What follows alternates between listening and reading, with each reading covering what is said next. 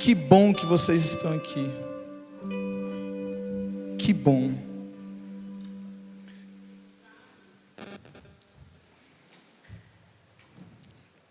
Eu fico muito feliz de ver pessoas se entregando no momento de adoração. E fico feliz também de ver uma história como a da Áquila. Mais uma pessoa que Jesus usa a música para salvar, para trazer para a presença dele. Adoro histórias desse tipo. Deus usa várias coisas, vários momentos, várias experiências, pessoas, palavras, situações às vezes difíceis, para nos trazer para a presença dele. Deus usa aquilo que mais toca o nosso íntimo, porque Ele nos conhece. Ele conhece aquilo que mais nos dá medo. Ele conhece aquilo que mais nos faz entrar em desespero, em depressão. Ele conhece aquilo que nos faz sofrer. Ele conhece aquilo que nos dá alegria. Ele conhece aquilo que nos dá satisfação. Ele conhece. Mas o que Ele pede em troca é que a gente conheça Ele. O que Ele pede em troca é que a gente confie nele. O que Ele pede em troca é que a gente dê tudo para Ele. Toda a nossa vida. Sabe aquilo que Ele conhecia que te dava depressão? Ele quer que você entregue para Ele, aos pés da cruz. Sabe aquilo que Ele já conhecia de você que te trazia alegria e satisfação? Ele quer que você entregue para Ele também. É isso que Ele quer. E hoje, como dia de abertura do nosso acampamento, eu quero trazer uma palavra para vocês que me trouxe para Cristo há muitos anos atrás. Há exatos 20 anos atrás. Domingo agora completa 20 anos de convertido. Que eu estou na presença de Jesus, graças a Deus. Graças a Ele mesmo, que por mim, por mim eu já tinha saído. Por mim eu nem tinha entrado. Mas Ele me trouxe. Ele me trouxe, Ele me convenceu. E ainda está me disciplinando. E ainda está me discipulando. Um dia eu vou chegar lá. Um dia eu vou chegar aonde Jesus quer. Mas eu quero trazer essa palavra para vocês. Quem trouxe Bíblia, liga aí, abre aí em Lucas 9. Lucas 9, versículo 18. Lucas, o Evangelho de Jesus, na visão de Lucas, o médico, um cara letrado, um cara que sabia falar, sabia escrever. Inclusive, uma curiosidade sobre Lucas é que ele foi quem ajudou Paulo a escrever muitos de seus escritos. Paulo, de tão machucado que era, de tão açoitado, sofredor, acho que ele nem podia mais pegar numa caneta, num lápis ou no pincel para escrever alguma coisa. Ele precisou disso, precisou dessa ajuda, e Lucas ofereceu essa ajuda a ele. Mas lá no versículo 18 e 20, até o 20, todos acharam? Amém? Quem não achou, pede um pouquinho tempo. Todo mundo? Show.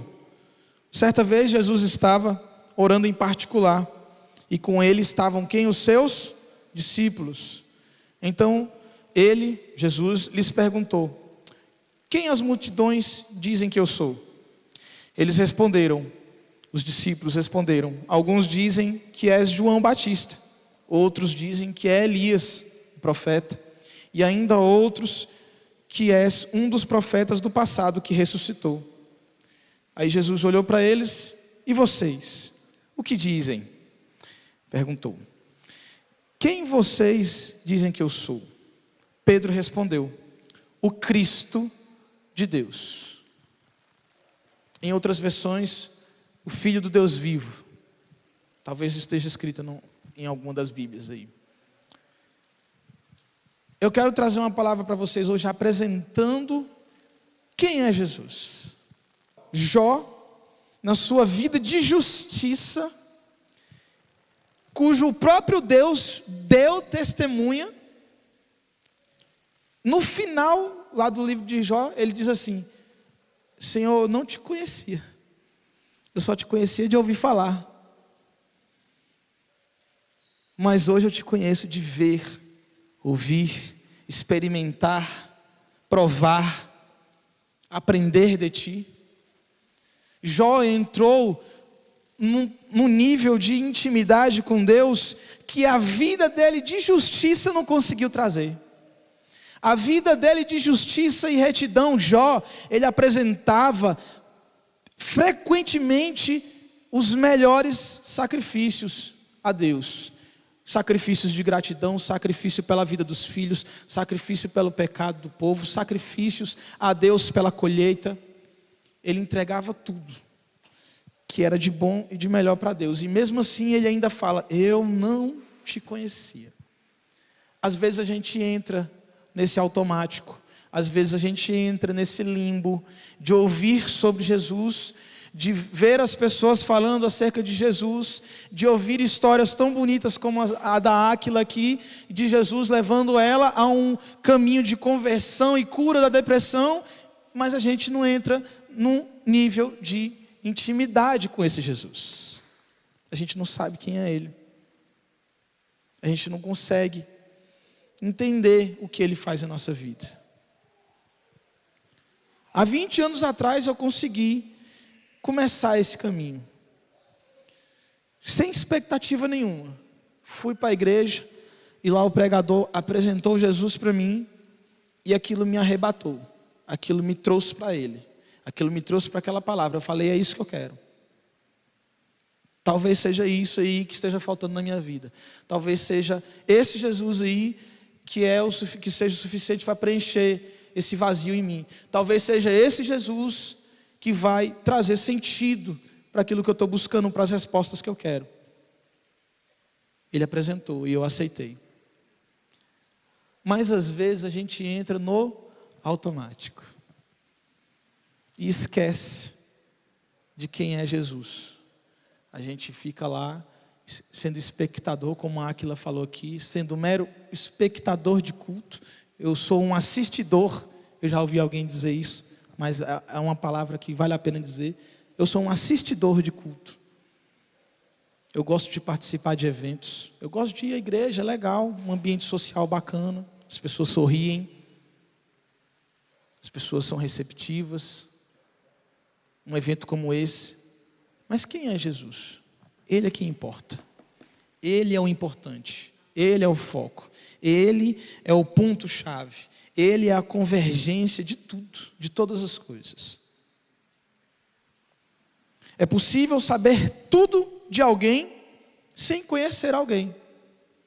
É muito comum isso, por exemplo, na vida de famosos. A gente conhece tudo sobre determinado famoso, tudo sobre determinado artista, tudo sobre determinada pessoa de influência na mídia, mas não conhecemos essa pessoa dentro de casa. Um exemplo, por exemplo, todo mundo acompanhou ultimamente o caso do Johnny Depp. Eu gosto muito dos filmes do cara, são fantásticos. Até o jeito de andar dele, que é igual em todos os filmes, consegue dar característica a um personagem que ele interpreta. Mas eu conhecia sobre o ator Johnny Depp, sobre os papéis que ele interpretou. Edward Mão de Tesoura, Jack Sparrow, o carinha lá da fábrica de chocolate, e assim vai. Mas quem era Jack Sparrow dentro de casa? Ou o Johnny Depp dentro de casa? Quem era esse cara? A gente descobriu um pouquinho por conta dos julgamentos que teve. Ou seja, sabemos quase tudo de uma pessoa, mas não temos intimidade com ela. Não conhecemos a pessoa. E aqui está um ponto de diferença enorme. Jesus não quer que você saiba sobre Ele. Jesus não quer que você conheça sobre Ele. Jesus quer que você conheça Ele. A pessoa dele, o que ele faz na sua vida, quem é ele para a sua vida, o que ele consegue trazer para dentro do seu coração e tirar de dentro do seu coração. É ele. Temos uma cultura de responder quem somos com a profissão, com a naturalidade, ou até mesmo com o cônjuge. A profissão, quem é você? Eu sou músico. Eu sou policial. Eu sou psicólogo. Ou da naturalidade, que nem eu respondo, eu fui cearense um dia. Eu sou de Brasília. Ou do cônjuge, não, eu sou fulano de ciclano. É muito comum você ver isso, né? Eu sou o Fly da Micaele. Eu sou o Luiz da Cristiane. Eu sou a Aline do Rafael. É muito comum você ver isso também no meio da igreja. Mas Jesus, ele não se exprime por essas coisas. Jesus, ele não consegue ser expresso por essas coisas. Jesus não tem como ser expresso pela naturalidade, porque ele é desde sempre. De onde Jesus é? Ele é. Simples assim. Ele é. E a gente tenta colocar Jesus dentro desse limite, dentro dessa caixinha humana, né? Da nossa naturalidade, da nossa mente limitada, e não consegue se aprofundar no nosso relacionamento com Cristo. Ele nunca vai conseguir se revelar como um Deus para uma pessoa que não se rende na sua limitação, para que Ele o tire dessa limitação. Isso é um paradoxo. Nós sempre seremos humanos limitados, mas Jesus, ele vem para nos tirar dessa limitação. Ele vem para nos tirar dessa estagnação, desse ambiente onde eu não consigo avançar, onde fica tudo vazio, fechado, escuro, sem sentido, sem respostas. Ele tira a gente de lá. A identidade de Jesus tem mais a ver com seus aspectos eternos e pessoais do que com essas coisas humanas. Está na hora da gente conhecer Ele. A gente pode conhecer pela busca intencional, diária, da pessoa de Jesus Cristo, devocional, oração, jejum, leitura e meditação da palavra. Mas a gente pode conhecer também pela palavra. A palavra nos dá a lista das facetas, dos aspectos de Jesus. E que lista! E que coisa maravilhosa é conhecer Jesus. Vamos conhecer. Abre aí no Evangelho de João. Pode deixar aberto no Evangelho de João. A gente vai ler alguns textos aí dentro desse Evangelho. Maravilhoso. João, ele é um apóstolo que a gente conhece muito ele como apóstolo do amor, né? A gente tem esse título para João, mas eu costumo dizer que João era o apóstolo da confiança. Porque foi o único apóstolo que Jesus contou todos os planos dele para daquele momento até o nosso fim. Falou tudo lá em Apocalipse. Eu virei, pisarei, lutarei, vou trazer vocês para junto de mim, governarei, vai acontecer isso. Virar um cara aí que vai querer se parecer comigo, mas não seja enganado. Ele falou tudo, porque ele confiava em João. Era o apóstolo da confiança. Em João 1, já no primeiro capítulo, lá no finalzinho 29, 30. No dia seguinte, João viu Jesus aproximando-se e disse, João o Batista, né? Vejam. Ele disse, né? Vejam, é o Cordeiro de Deus que tira o pecado do mundo. Este é aquele a quem eu me referi quando disse, ele vem depois de mim, um homem superior a mim, porque já existia antes de mim. Primeiro aspecto de Jesus Cristo que a gente vai conhecer, ele é o Cordeiro de Deus. Cordeiro, a gente sabe que é uma figura de sacrifício. A gente conhece, a gente ouve muito falar, é um símbolo de sacrifício, de oferta.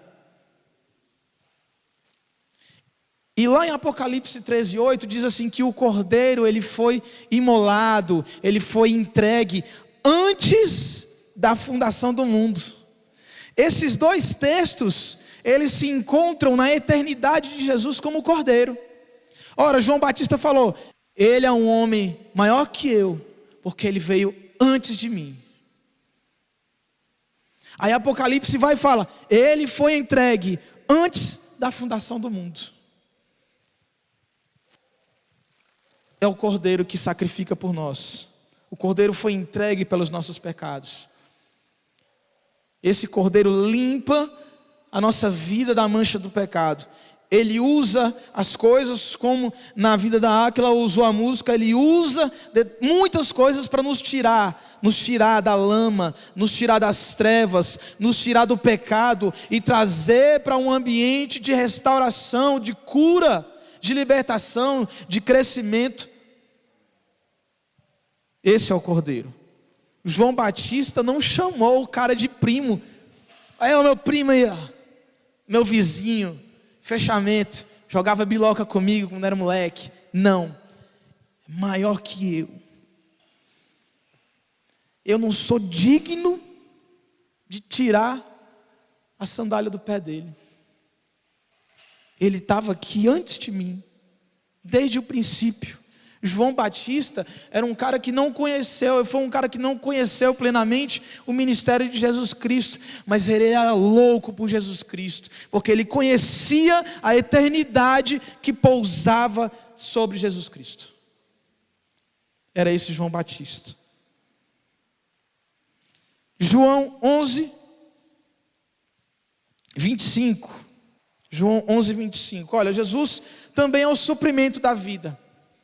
Quando eu falo suprimento da vida, é tudo aquilo que é utilizado para suprir a vida.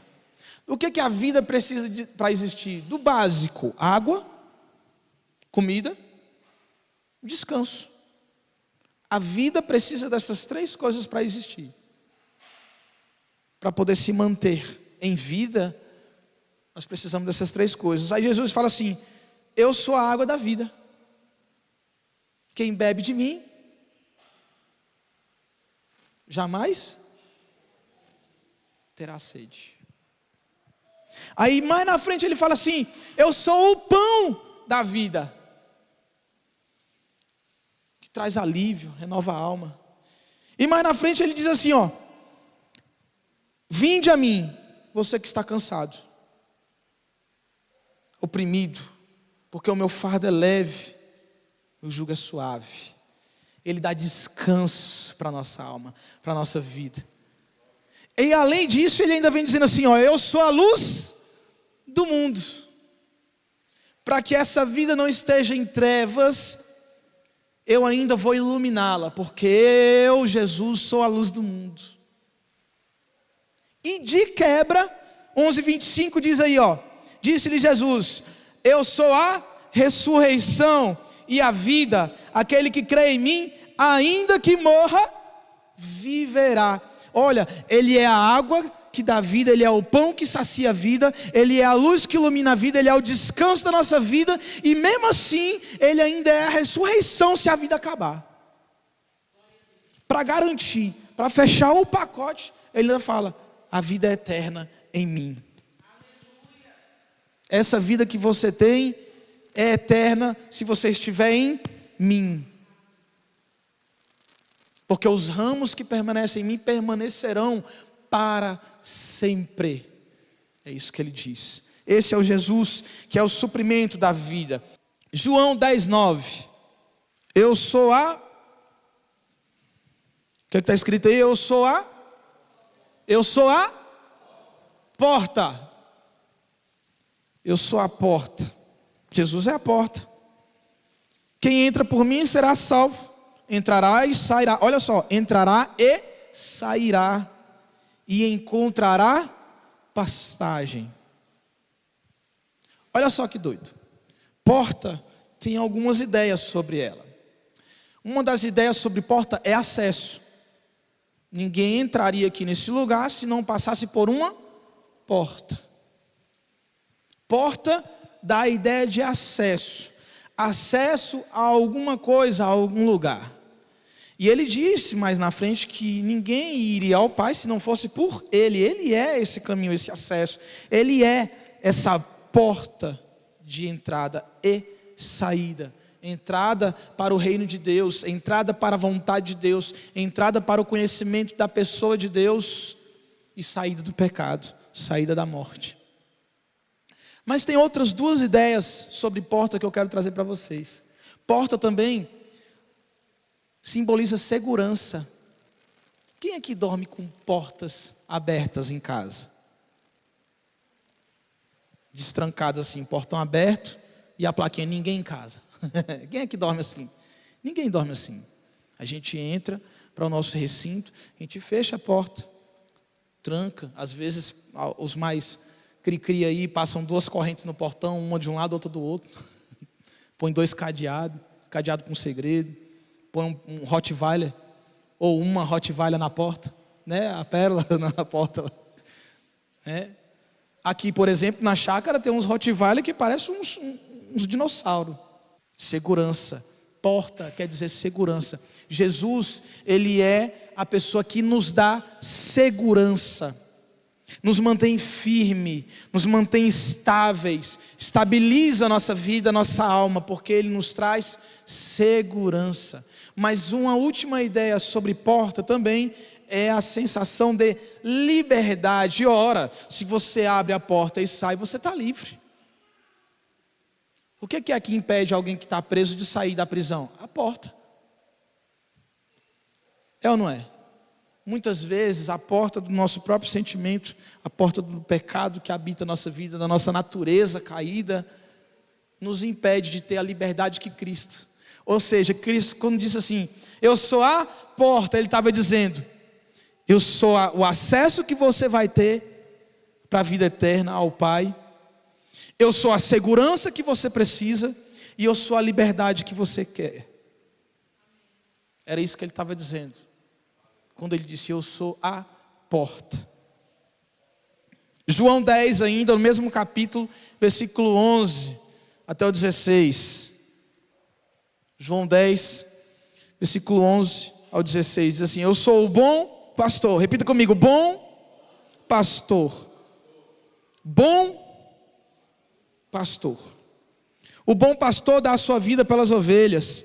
O assalariado não é o pastor a quem as ovelhas pertencem. Assim, quando vê o lobo, vem, abandona as ovelhas e foge. Esse é o assalariado. Então o lobo vai e ataca o rebanho e o dispersa.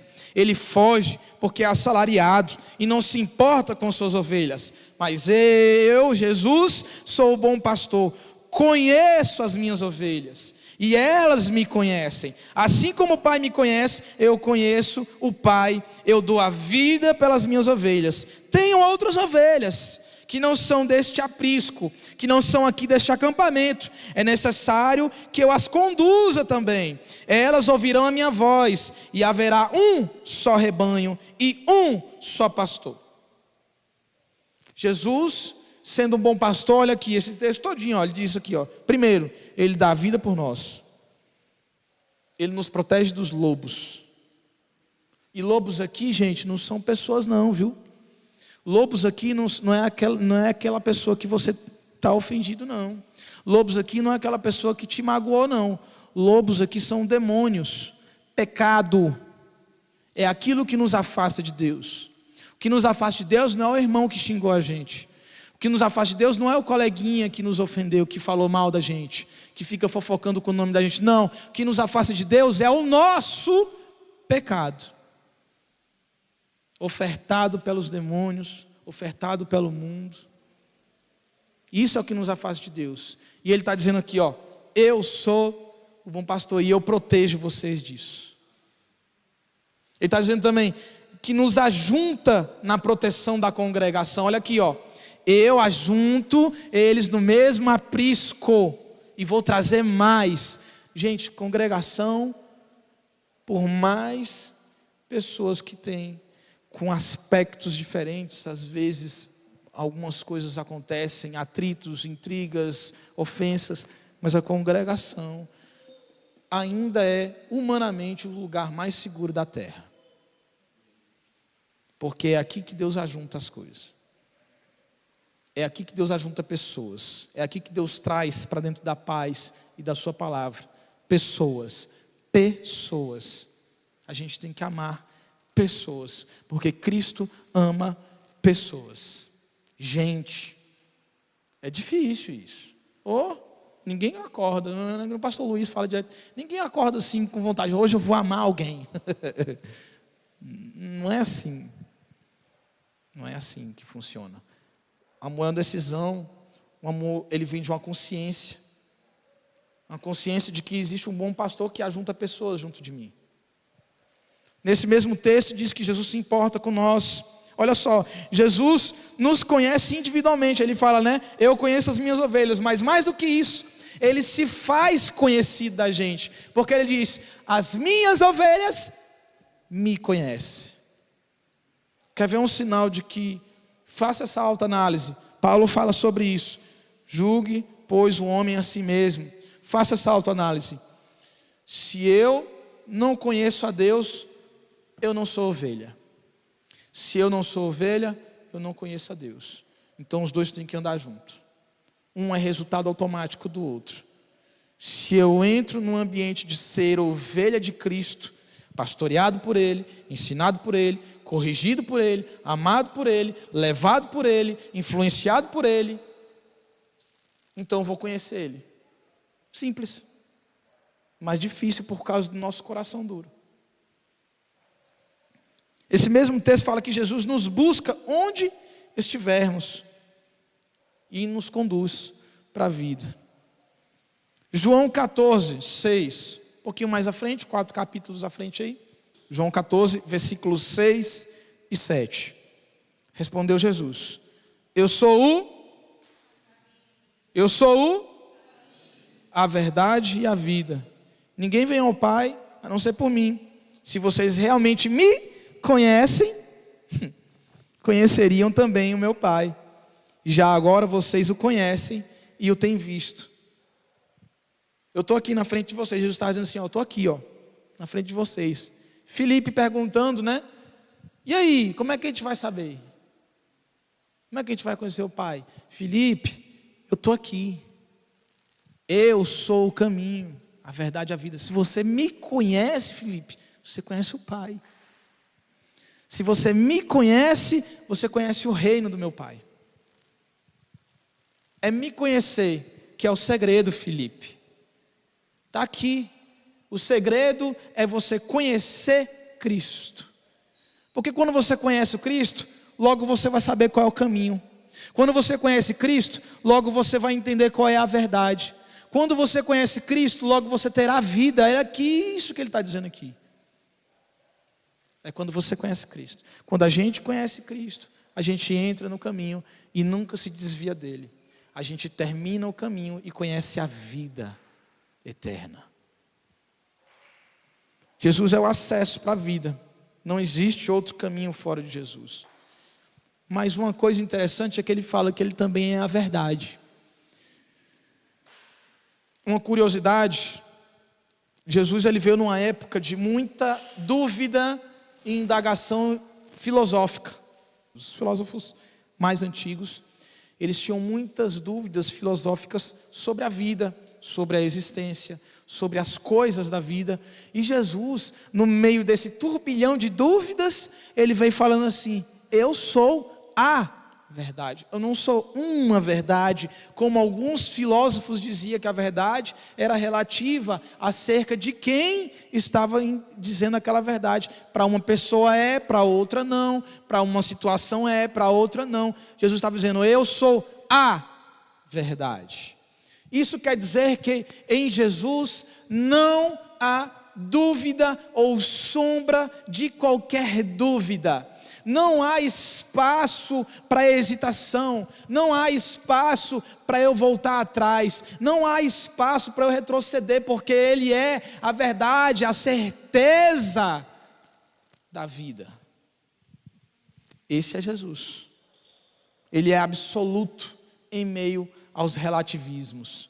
ele é absoluto, inteiro, completo, íntegro em meio a tanta falsidade, a tanta fragmentação, a tantas pessoas quebradas. Ele é absoluto em meio aos achismos. Ele é a certeza. É Jesus. João 15, um capítulo à frente, estamos quase acabando. Um capítulo à frente, 15, versículos 5 e 6. Ele diz assim, ó: Eu sou a, e vocês são os ramos. Se alguém permanecer em mim e eu nele, esse dará muito fruto, pois sem mim vocês não podem fazer coisa alguma. Se alguém não permanecer em mim, será como o ramo que é jogado fora e seca. Tais ramos são apanhados, lançados ao fogo e queimados. Jesus é o tronco e é a raiz. O tronco e a raiz, ele é responsável, primeiro, por sustentar a árvore e seus frutos. Segundo, por alimentar a árvore e seus frutos. Terceiro, por proteger a árvore e seus frutos. Muitos dos animais não alcançam esses frutos por causa do tronco. A natureza, ela age dessa forma, com autoproteção. Então Deus estava dizendo assim, ó: eu sou essa proteção. Eu trago vida para vocês. Eu sustento vocês. E ainda tem mais. Eu permanecendo em vocês e vocês em mim, vocês darão fruto. E muito, abundante fruto. Aquila falou aqui, tenham experiências, busquem experiências com Deus enquanto ela ministrava. Isso é buscar permanência nesse tronco, permanência na videira. Isso é buscar em Deus permanência naquilo que Ele tem para a nossa vida. Porque Ele é a videira e nós somos os ramos. Esse é Jesus Cristo, que nos dá sustento, que nos dá alimento, que nos dá suporte. Ora, se o fruto da árvore necessita de nutrientes que vêm do solo para ser um fruto, quem é que vai trazer esse nutriente? Jesus Cristo. Se o seu ministério precisa avançar nessa terra, se a sua vida com Deus precisa avançar no seu caminhar com Cristo, quem é que vai te dar o suporte para essas coisas? Jesus Cristo. Não há ministério de sucesso sem Jesus Cristo. Não há ministério, não existe ministério eficaz que tenha resultados no reino dos céus se não for por Jesus Cristo. Porque Ele é que traz o nutriente, Ele é quem traz o suporte, Ele é quem traz a inspiração para a música que o músico toca em cima do altar, Ele é quem dá a palavra que o pregador prega, Ele é quem dá a coragem para o evangelista sair, Ele é quem dá a visão para o apóstolo criar, Ele é quem faz, Ele é quem dá a mensagem por meio do profeta, Ele é quem faz a vida do cristão gerar frutos. E ele diz assim, ó: eu quero lucro. E esse lucro são almas, são pessoas. Quando ele entregou os talentos àqueles caras, ele falou: eu quero lucro, eu quero lucro. Esse lucro não são em dinheiro não, gente. Esse lucro é em pessoas, almas. O ministério na nossa vida avança quando esses frutos se traduzem em pessoas. Pessoas curadas, pessoas que crescem em conhecimento da palavra, pessoas que entregam seu coração para Jesus. Esse é o fruto que Deus espera na árvore dele, a videira. Jesus é quem tira dele aquele que não dá frutos. Esse é Jesus. E o último aspecto aí, ó. Abram lá em Apocalipse 1. Apocalipse 1. Pode pegar a Bíblia, virar ela todinha assim e voltar algumas páginas. A não ser que seja de estudo, né? Que tem uns dicionários depois aí, uns mapas. Mas Apocalipse 1, o último livro da Bíblia. Apocalipse 1. Eu amo esse texto. Eu amo esse texto. E eu não tenho medo de dizer que eu adoro esse texto.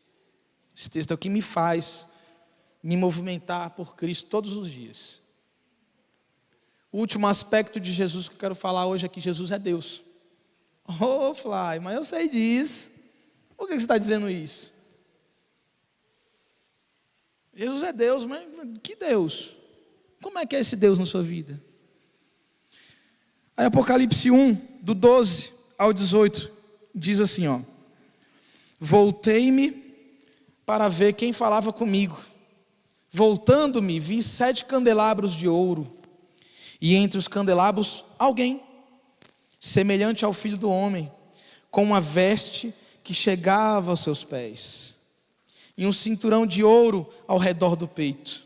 Sua cabeça e seus cabelos eram brancos como uma lã mais pura, tão brancos quanto a neve, e seus olhos eram como chama de fogo. Seus pés eram como bronze numa fornalha, brilhante, ardente, e sua voz como o som de muitas águas. Tinha em sua mão direita 7 estrelas, e da sua face, que era como o sol quando brilha em todo o seu fulgor ao meio-dia. Quando vi, caí aos seus pés como morto.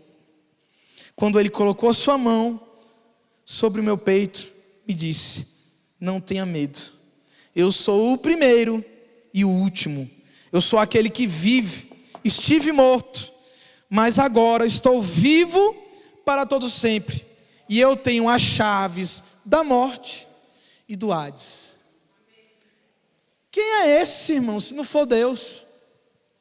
Um cara que brilha como o sol do meio-dia, que os olhos queimam, que os pés brilham, que as roupas enchem o templo, que os cabelos são brancos como a neve, na sua mão tem estrelas.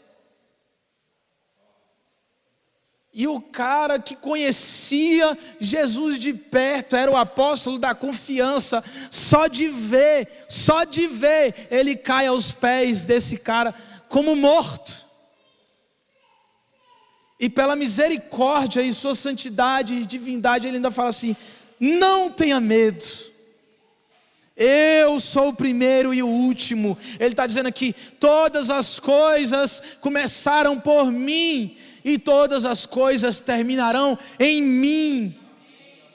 Eu venci a morte, eu tenho a chave da morte. Eu estava morto, mas ele mesmo fala lá no texto, dentro do texto de João: eu dou a minha vida, mas eu mesmo a tomarei de volta. A autoridade que Jesus tinha era sobre a vida e a morte, e as chaves dessas coisas estão na mão dele agora. Quem pode ser esse se não for Deus? Não existe outro que tenha esse aspecto de domínio sobre todas as coisas. Você pode olhar na mitologia, você pode ver na mitologia grega, na mitologia persa, na mitologia mesopotâmica, que é a mais antiga. Você vai ver que existiam deuses, mas eles tinham um certo domínio limitado dentro da mitologia. Nosso Deus não, ele é ilimitado, infinito. Ele é além do tempo, ele é o dono do tempo, ele é o Senhor do tempo. Esse é Jesus.